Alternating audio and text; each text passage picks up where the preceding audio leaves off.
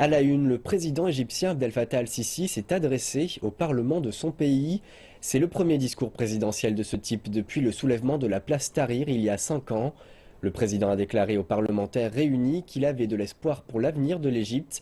La capitale est toutefois restée verrouillée une grande partie de la journée. Mesures de sécurité sans précédent dans le centre du Caire. Toutes les voies menant au Parlement ou dans ses environs étaient bloquées.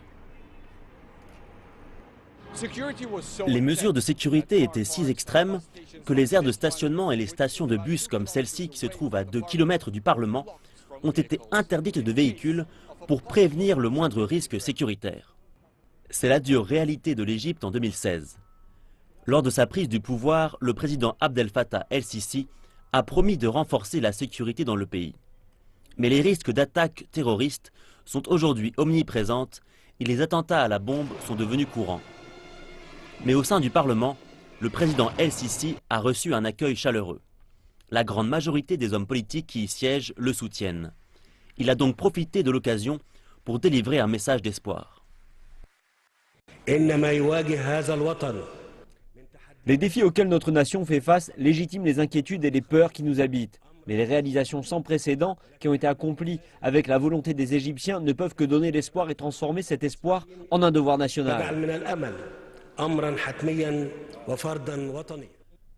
Le président el-Sisi a mis en lumière les projets de développement réalisés depuis le départ de son prédécesseur en 2013.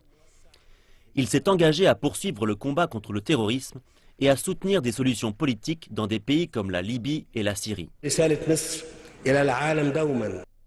Le message de l'Égypte au monde a toujours été un message de paix et d'amour. Nous ferons tout notre possible pour trouver des solutions politiques au conflit en Syrie, à la crise libyenne et à celle qui touche le Yémen.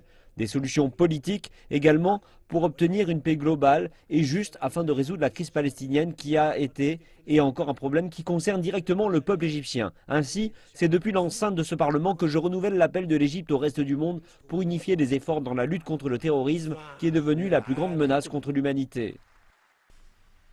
Le président el-Sisi a parlé brièvement des événements de janvier 2011 en disant que l'Égypte avait échappé de peu à une conspiration qui aurait mené le pays dans une situation équivalente à celle que connaît la Libye aujourd'hui. Il a appelé les Égyptiens à s'unir pour lutter contre ceux qui pourraient à nouveau déstabiliser le pays.